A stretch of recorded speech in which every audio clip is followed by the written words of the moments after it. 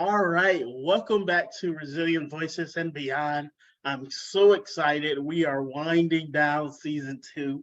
Today's episode is episode 32. Only 2 more episodes to go.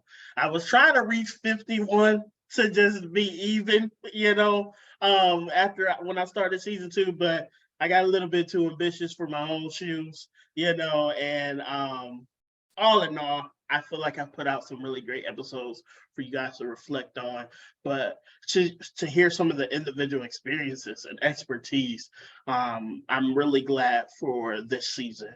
Without further ado, I want to thank you guys first and foremost, for your continued support. You guys backing your words of encouragement, but also not only your support for me, you guys have supported people who have came on here, shared their life, their experiences, their businesses, and what have you. So thank you for that. And I just ask that you guys continue to do it and continue to lift those individuals up, and what have you. If you're just tuning in and you do not know who I am, perhaps you've made it this far.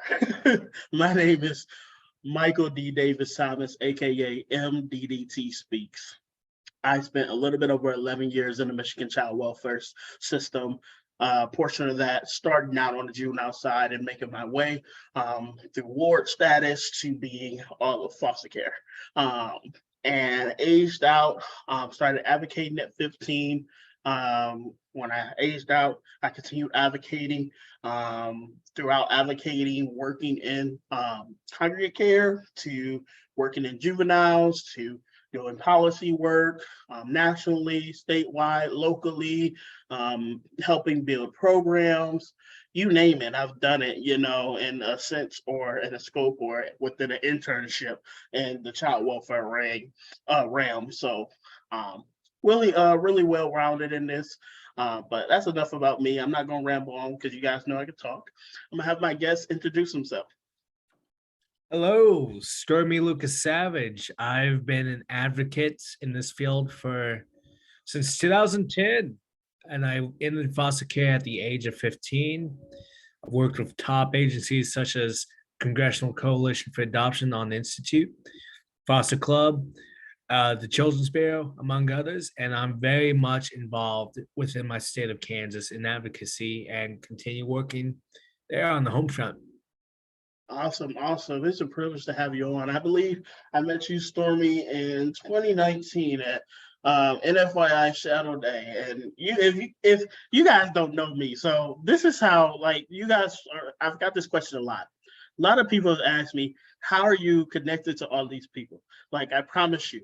So when I went to Shadow Day or when I first started out advocating, I asked everybody I encountered, whether they were somebody or whoever, for their business cards.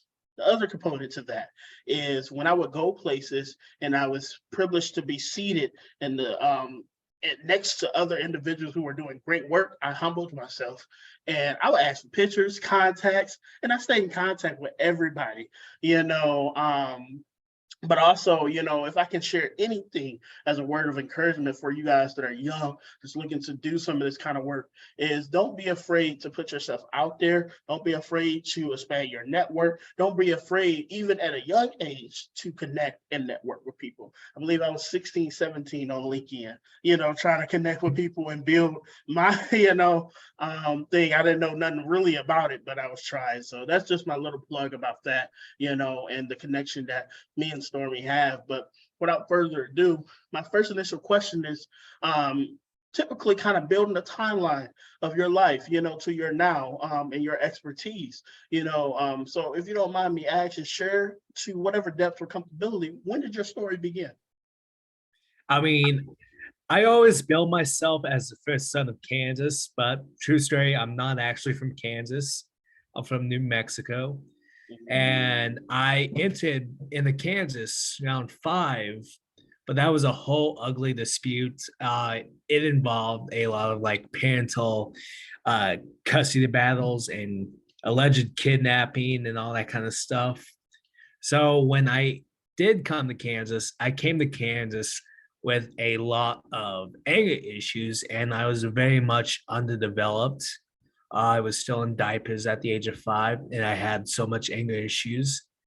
So a lot of my early struggles dealt with the fact that I was just another kid overprescribed on drugs because they didn't have anything else to offer me at the time, like therapy or services. So I was this 5-year old all doped up on substances, and I was struggling with being with my biological family being placed. There's a few blank years that are mysteries to me because of the PTSD element that often comes with being involved in foster care. And so I believe I was placed with a friend of the family for 3 years until she unfortunately died from breast cancer.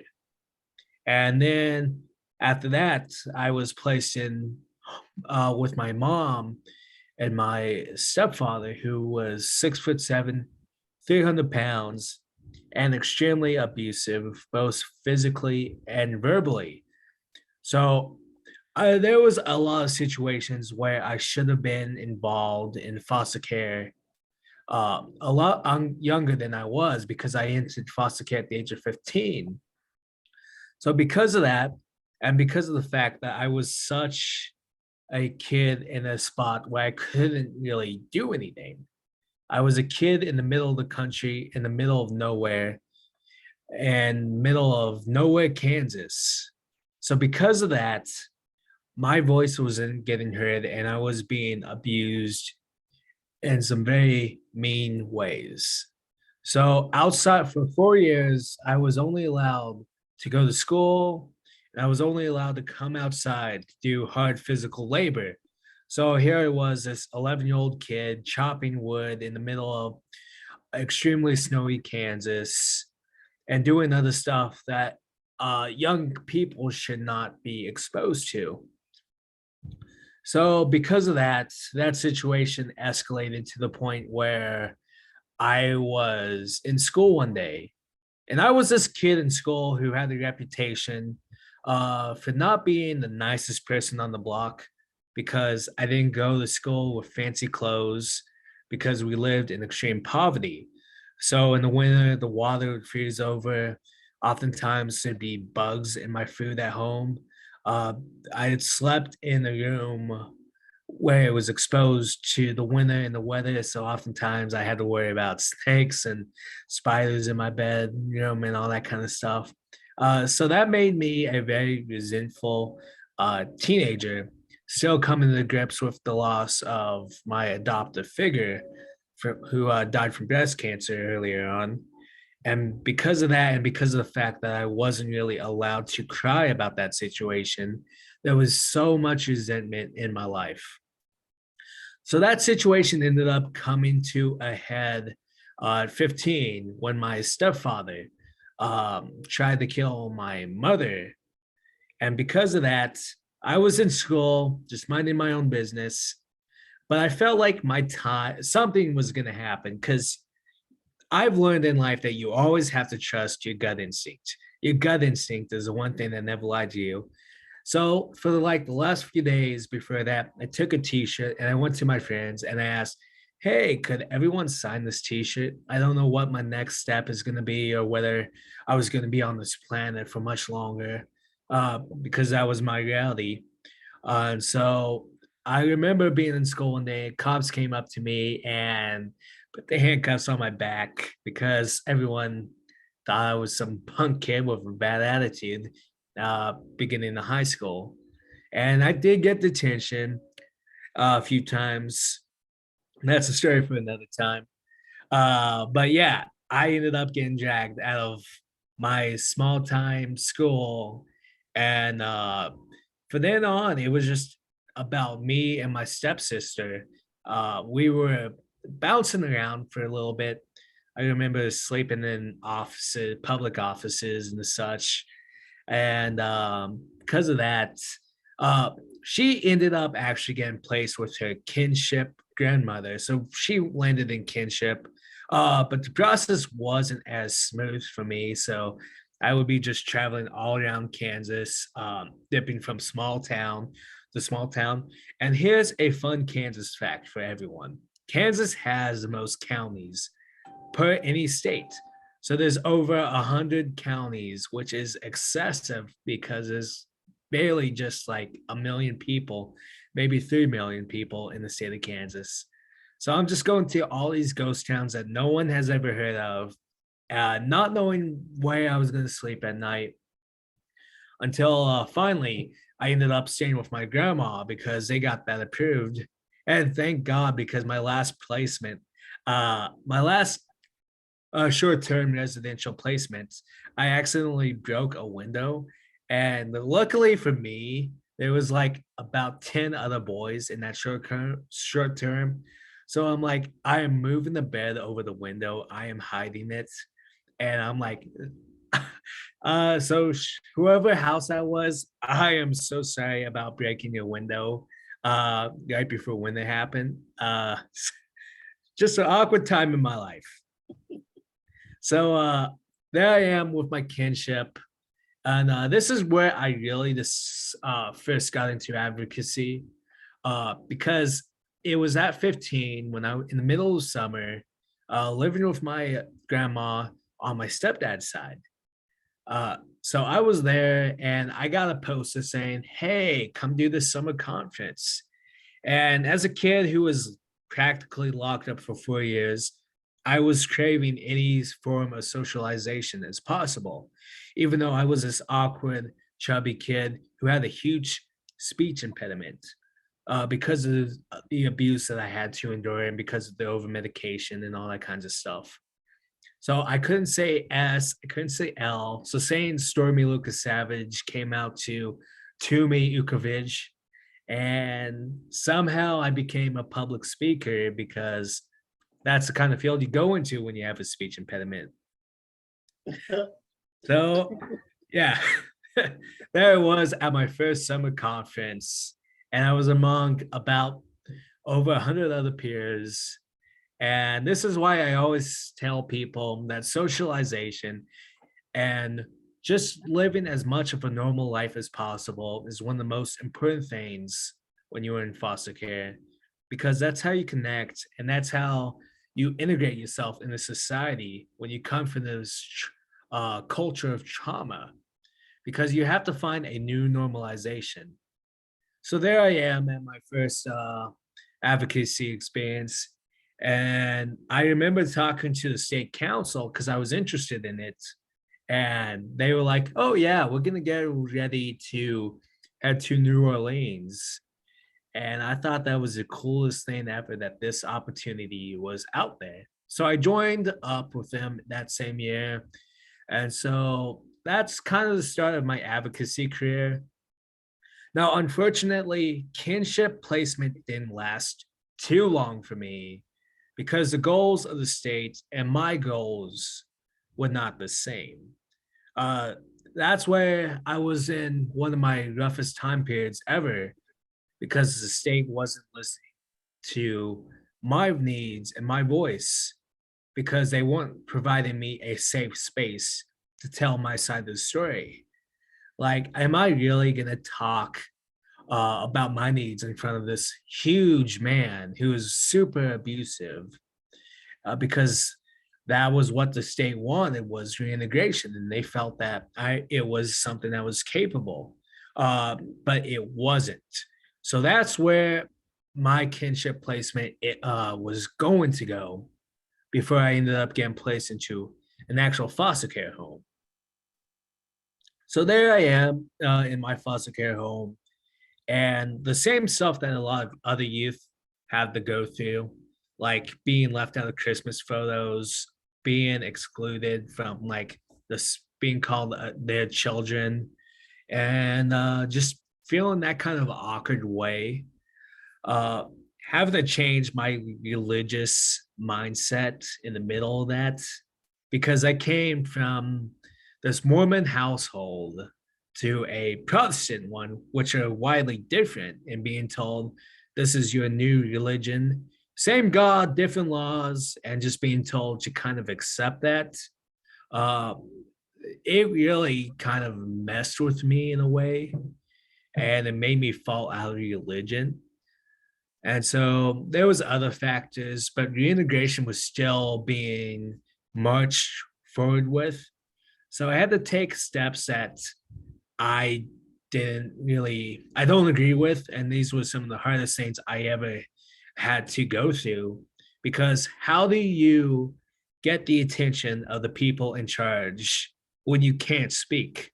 You do something rash. And in my case, that rash action was self harm. So, because of that incident and the nature of it, I almost actually lost my left arm from infection. And I was placed, and everyone who saw that looked at me as some kind of freak. And I still have those scars on my arm, but they're covered up with tattoos because you know me, Michael.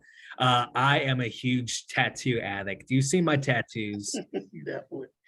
I was rocking them in 2019 too. So, but yeah. So I was left in a state of disrepair when it came to my mental mindset. And the next thing that happened after that, I was placed into a treatment facility where the conditions were harsh. I was seeing youth uh, just get tossed around by staff.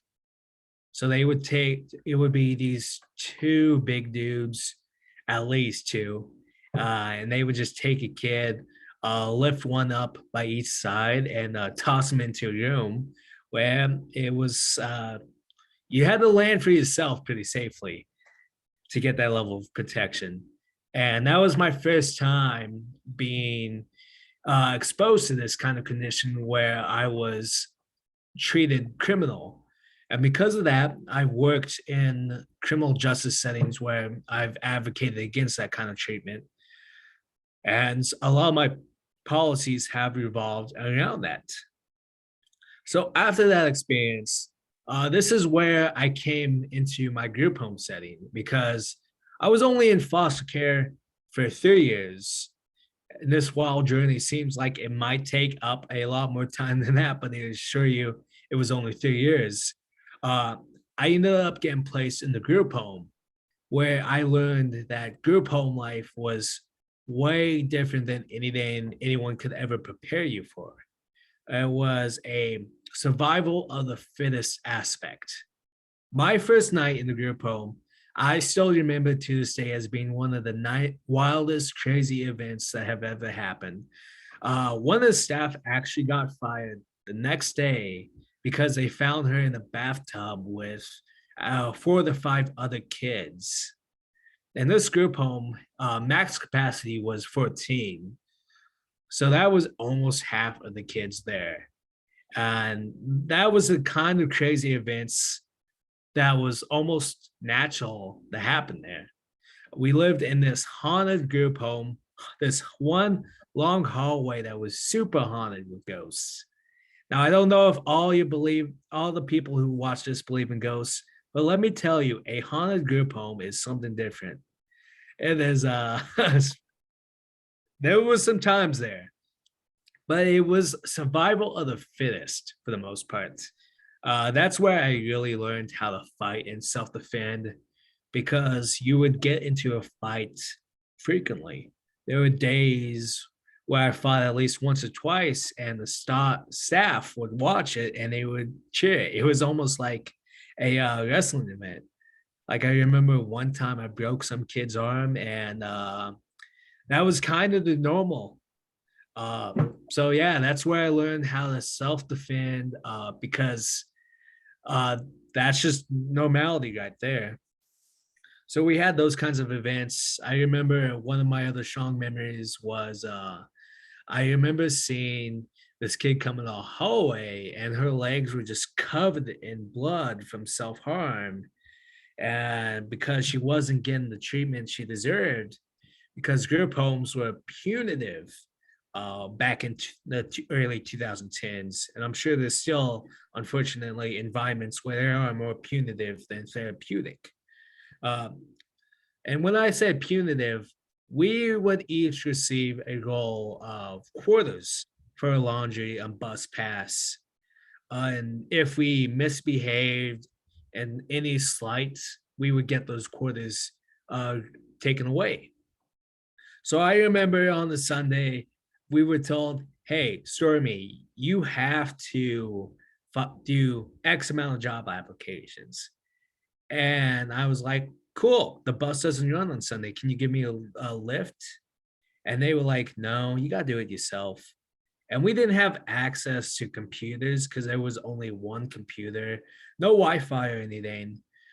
So there was one computer in the group home, and the staff were on it doing their reports and stuff like constantly. So at most, you could probably get like 5 minutes, but that was not enough time to do X amount of job applications.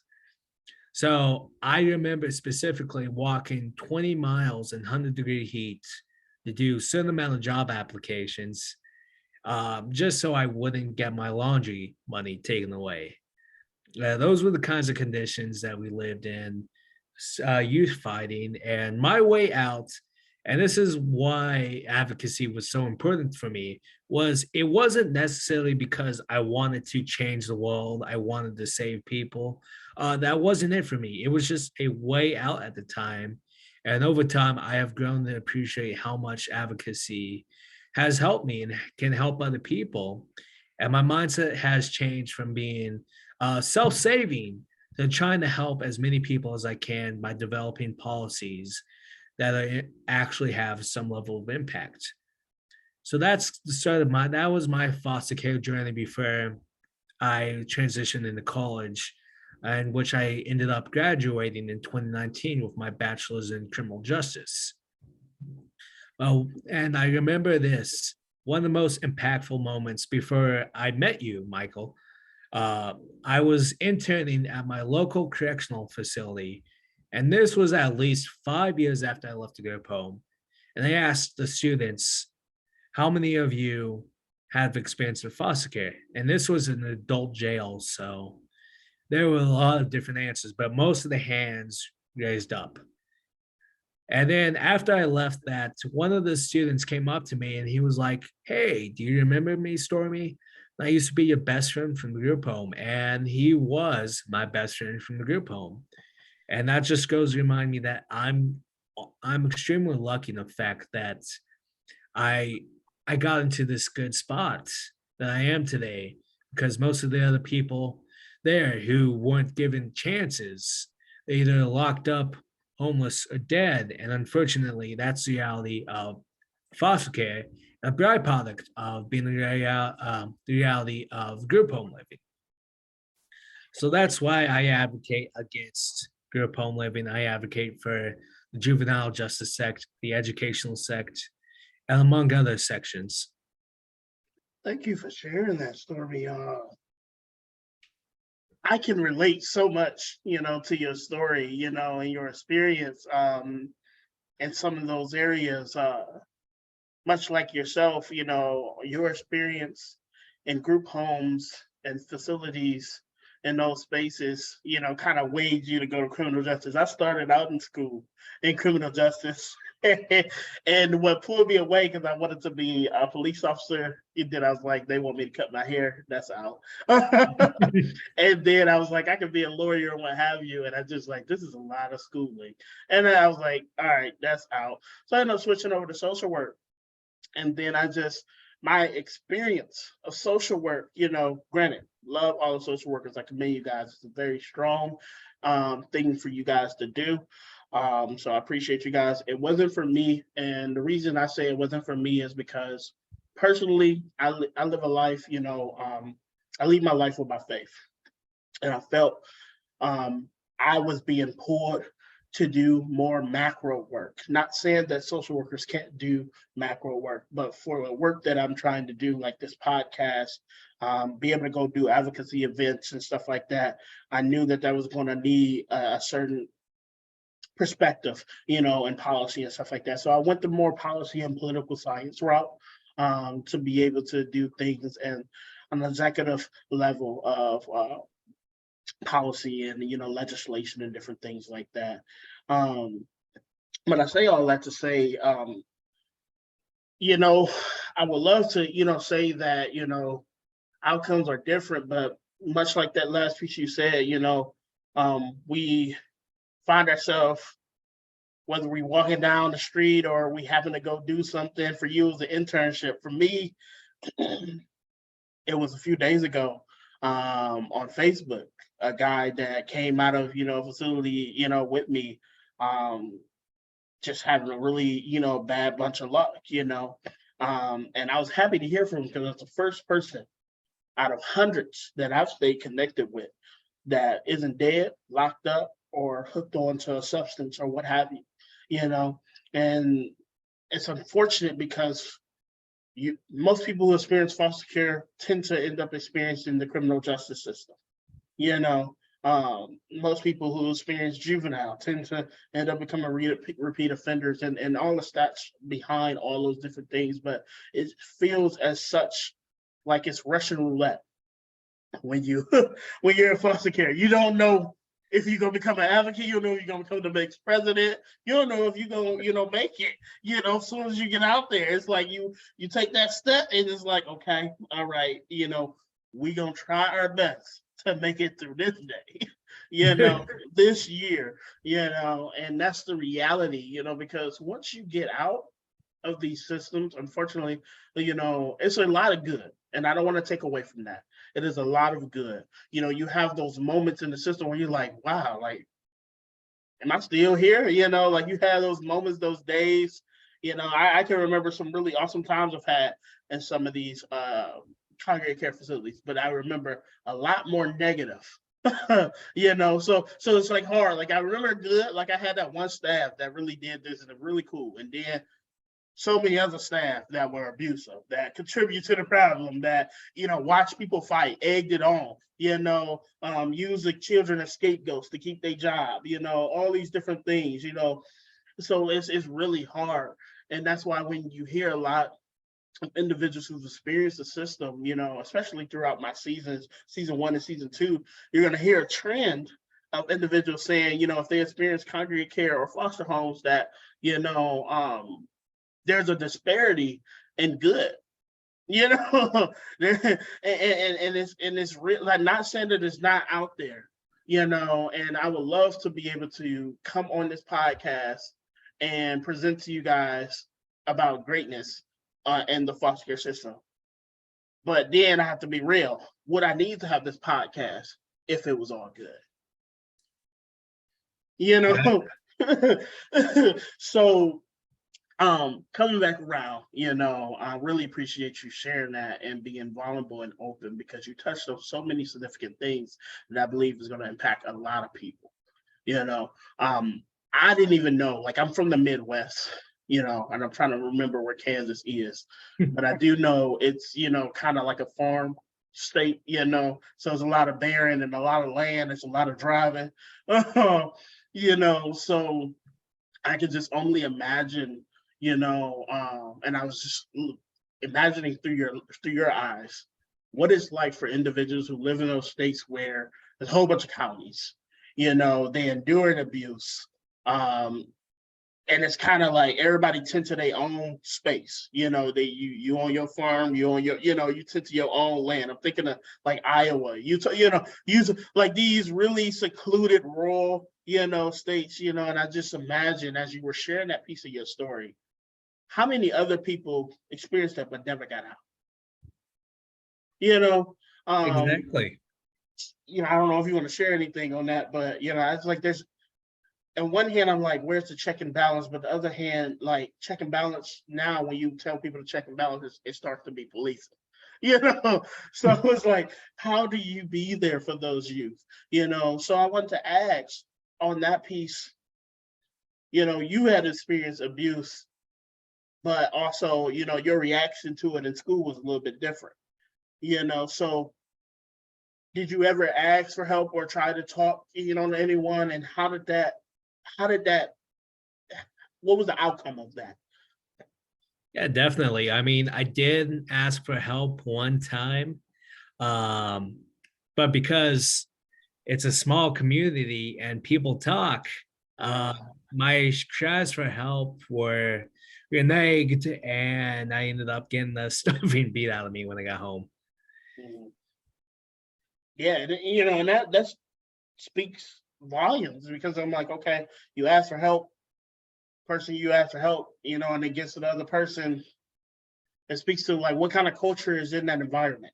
Like, is this a norm? Because if I ask for help, you're supposed to go get help. You ain't supposed to go come back around and be like, oh, is this really happening to what's her name? Like it's just a dangerous situation, but I don't know. Like I've heard so many people, in my experience, speaking on panels with others, who've like, oh, my worker came in and wanted to, ask me all these bunch of questions, but I was right there in front of my abuser. So I'm trying to figure out, like, why would you ask me all these questions and think I'm about to be open about this if I don't see no safety net? But wow. Yeah, it So was nonsensical to me. I mean, that's just common sense. yeah. So you talked about, all these traumatic events, and that's to say the least, that you experienced. Your life has truly been a journey. What was your mental health, throughout all this? What was like I don't know, I know self-care and all these things can kind of be more adult kind of terms, but what did that look like throughout your adolescence experience and all this? Like, because I know you mentioned, self-harm and all, and experiencing that, to cry out for help, but I know as you spoke about it, that wasn't your first go-to. So you tried other avenues. So what was your mental health or your mental state throughout this? And how does that reflect yourself today, as far as what you do and how you take care of yourself for self-care? I mean, I was jaded.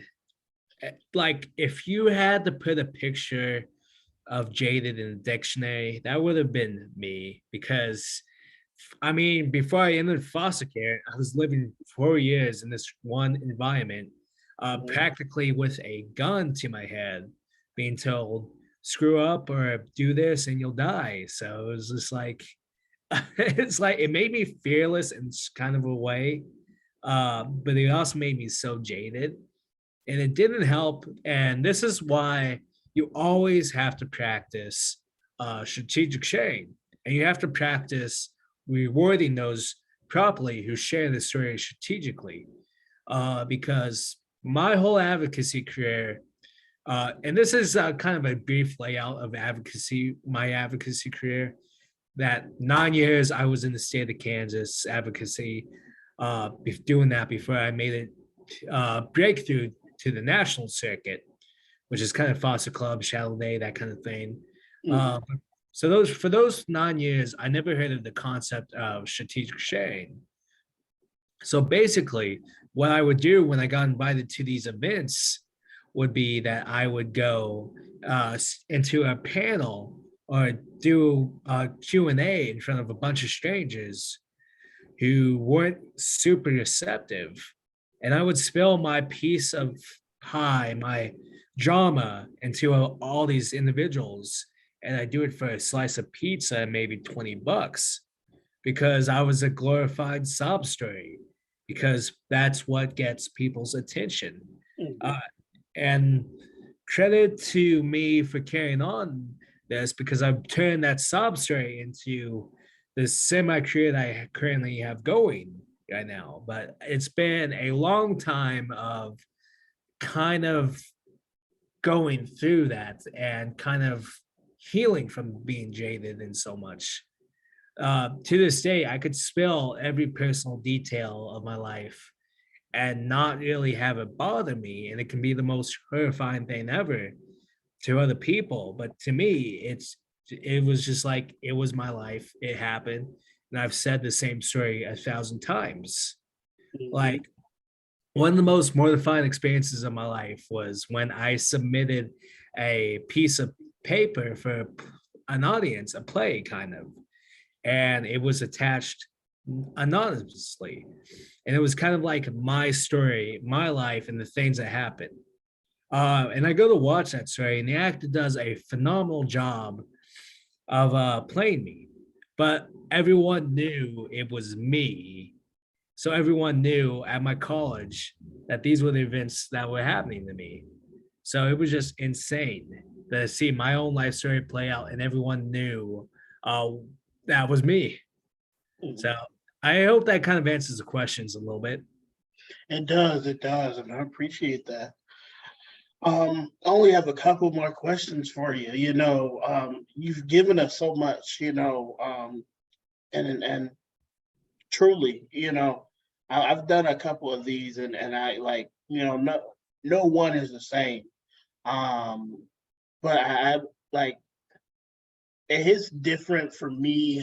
And nothing against, you know, some of the women that I've had on here, but it hits different for me, being a male who's experienced this system, hearing other males who've experienced the system, nationally, and who've made it through because, it's not, we can talk about statistics, and outcomes for males coming out of the system and not ended up in the criminal justice system or dead, and then that trickles down to the particular rates and all those other things. But, I don't see a lot of great outcomes, so I really appreciate at a very high regard, meeting other, men who've made it out, who've recovered, who've did the work, and are paying it forward, and not saying it's nothing against the individuals who are still working the process to be in a place of recovery, not saying anything against the individuals who, are in a place of stagnant. I hope that you guys that, may come across this and hear that, I hope that you connect with me, I'd love to help you, start on your journey. Outside of that, everyone has a unique place of thriving that works for them.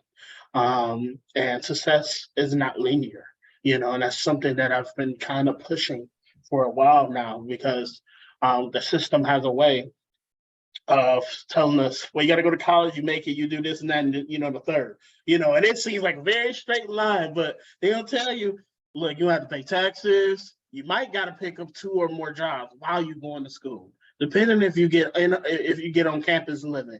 Even if you get campus living, then you might need to take out a loan because you can't afford, anything other than ramen noodles. So, all these different real life things, those are left out outside of you. Just you get there, you make it. So like I've really been taking on the initiative as a person who lived through this, who's made mistakes, who messed up credit, who's been evicted, who's been homeless as an adult, who's totaled a car, who've had tickets, who's been to jail, as a person who's lived through this. This is currently, as an adult, these are things I've experienced, being completely transparent with you guys, that it's okay to not be okay, for one. It's okay to make mistakes because those help us learn. It's okay to thrive in your own right.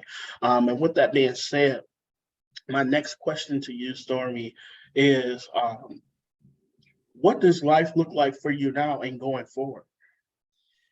I have exciting news for the general world. In case you know me, but you haven't heard the news, I am going to be a father soon. Yeah. So that's one of the biggest things going on in my life right now. I'm still on the job hunt. Um, I've got excellent experience. Checked out my LinkedIn. It's at Stormy Lukasavage.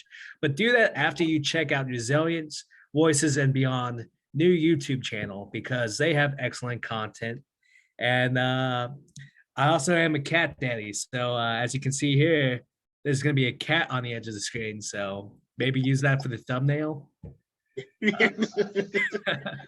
Definitely. Well, I appreciate it. And then that plug, you guys, here's a lived experience individual with, a wealth of experience of life. I would mention that first, but also, a graduate, and I believe you have your bachelor's, in criminal justice. Yep, bachelor's in criminal justice, so he's educated as well, has, internships, volunteer experience, advocacy experience, so if you're looking for someone with lived experience, or just looking for someone to, that it doesn't necessarily have to be the lived experience. It's a great guy, This is me. I'm vouching for you, So anybody out there listening, great guy, and he's about to be a dad, so diapers are not cheap, So, but no, I really appreciate that. And my last two questions are, what advice would you like to leave here today? I put my quote as living my best life. And I haven't always lived up to that standard of positivity because you need to be positive in the aspects that you do. People don't want to hire Debbie Downers, and people don't want to work with people that complain about every little aspect. And I've worked with these kinds of people, and God bless them. They are amazing in other departments. But when it comes down to who I would rather work with, I'd rather work with someone who was positive and came with a lot of energy than someone who was polished. But their attitude and their mindset about everything was just so negative. So I always put my advice as living my best life. And this is going to be my model for 2023. Because when I came back from doing my congressional internship and there weren't job opportunities, for a while it got me down, but I am back on my feet. I'm back to being positive, living, and I am living my best life, even with the herniated disc I have in my back. Definitely. And I know you to be a very positive, optimistic, life of the party type of guy. Always even keel with a smile on your face. And I really appreciate that. Because it takes individuals like yourself, when everyone else is going through it, to lift that room up, and that's one thing I know you to be, and I can appreciate that, from my own experience. Any last comments? And this is a space for if you got a rap song, an album, book coming out, whichever, shameless plugs, whichever, how people can contact you, how people can follow you, or whatever you're doing, feel free to share. Well, first off, I'd like to say thank you again for having me on your podcast, now available on YouTube. And because when I first saw this series, I was like, I knew this was something that I wanted to be on. And I am so honored that you invited me here. To me, that is a career highlight for me. And so I'm just amazed to have this opportunity in this platform to just be able to speak to other individuals, those with lived experience and those who don't have that lived experience, who want to know how to get involved. It's just amazing to be here again. To plug for me, I do have a LinkedIn account where you can connect with me. Stormy Lukasavage, one of the people with the most unique and awesome names in the country. It's not hard to find. You please reach out if you have any job opportunities for me. Dad's got a dad. And I'm so grateful to be here again. Awesome. Well, it's truly been a privilege. This won't be the last time we connect and chat. Awesome. I truly been honored and privileged to have you on. And I definitely took a lot, notes from your experience, but also your expertise, and observing, the work you've been doing, nationally through your policy that you proposed and wrote, through other things that you've done. So I appreciate that. Guys, this is episode, 32 of season 2. We are trickling down. But first and foremost, we talked about a lot of intricate things that could be potentially triggering.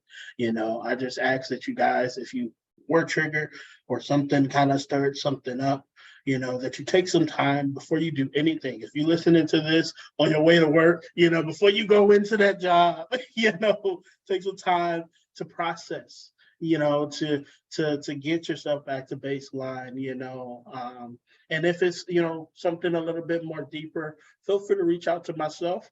I'm pretty sure if you have any questions for Stormy, feel free to reach out to him at his LinkedIn. I'm sure he'd be happy, to answer any questions, but if you're looking for any resources towards mental health resources, foster care recovery, or what have you, I would love to help you. towards that journey or what have you for yourself. I want to mention again, success is not linear, and everyone has their own path to thriving in their own life, and it's up to you to find that. It's not up to me, it's not up to the next person or whoever to say how you're supposed to live your life. I just ask that you be safe, you be honest with yourself, you be open with yourself, and you understand your value and your worth, and you find peace within all that. If you're doing that, you living your best life. you know. So with that being said, it is winter for some states. Some states still feeling some sun, woohoo. Uh, but for those states, feeling the winter or what have you, it's cold and flu season. Influenza is really going rapid, here in the Midwest. I don't know about anywhere else. So please take care of yourself. I know COVID was, it's still going rapid in some other countries and different things like that. So please, do your part to take care of yourself. We all are part of this huge village. So by you doing your part, that helps the next person, so stay safe out there, stay secure. And without further ado, I only got, one more episode and then my finale episode, and I'll be done with season 2. And you guys may be wondering, what does that look like? What is going to happen? Are you just falling off the face of the earth? So I wanted to be able to do some community things. But unfortunately, I wasn't able to find the funding to, get out in the community and things like that. So I'm still looking for funding to be able to travel and get out to some of these communities who are deeply impacted by, removals in the foster care system, and hoping that I can bridge the gap between communities and social services to be able to help, in that fight towards family preservation and prevention efforts, but also to lessen the loads of foster homes and to lessen the need for congregate care. Because as we know, and I know some other people are in business with congregate care, but I am not a fan. I'm gonna tell you this. If you come to my show, I've worked for them. I've had some people on here who run them. Me, I do believe they can work with a lot of reform, but the type of reform that's needed, the cost doesn't weigh the benefits of some of those people. So, if we're not going to do it right, I'm a definite person of, okay, well, let's figure out how we can help still save these children, be able to save the children and help them to less experience of trauma. I can't take away all the trauma, but less experience of trauma in their lives. So that's what it looks like next for me. I hope you guys have a good night, good morning, good whenever you're listening to this. Thank you guys for tuning in to Resilient Voices NFYI. Talk to you guys soon.